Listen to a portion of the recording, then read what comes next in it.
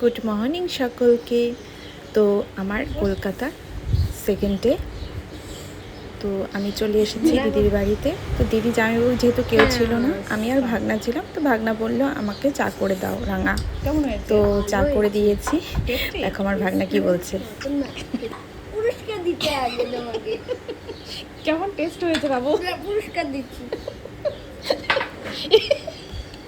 এই চায়ের জন্য আমাকে পুরস্কার। তারপর দিদি চলে এসেছে, দুপুরে রান্না করেছে আমার জন্য চিংড়ি। আমি চিংড়ি খেতে ভীষণ পছন্দ করি, তার জন্য চিংড়ি মাছ করেছে। তারপর আমাদের প্ল্যান ছিল একটু ঘুরতে যাওয়ার। তো আমরা রেডি হচ্ছিলাম, দিদি আর আমি রেডি হয়ে বসেছিলাম, দিদি রেডি হচ্ছিল। তারপর আমরা সবাই মিলে বেরিয়ে পড়লাম মেট্রোতে করে কলকাতার এসপ্ল্যানেডে। যেহেতু আমি অনেক দিন বাদে এসেছি, প্রায় 2 বছর আগে এসেছিলাম, আবার 2 বছর পরে এলাম। তো দিদি বললো যে এবার ঘুরতে নিয়ে যাবে অনেকখানি। তো সেই মুহূর্তে আমরা বেরিয়ে পড়লাম সবাই মিলে। এই তো সবাই আমরা ছিলাম একসাথে। তারপর বললাম কোথায় নিয়ে যাবে। কোথায় চলে এসেছি আমরা? কোথায় কোথায় নিয়ে যাবা? কোথায়?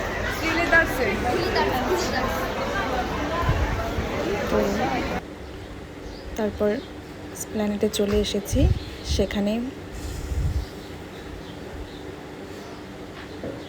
গিয়ে পৌঁছালাম।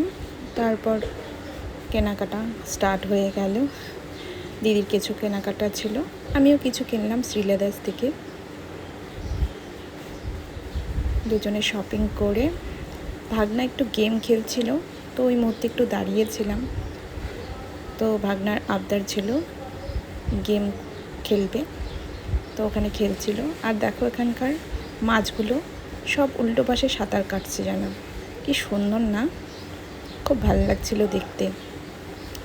তারপর আমরা কেএফসিতে গিয়ে খাওয়া দাওয়া করে সকলে মিলে তারপর আমরা চলে এসেছি।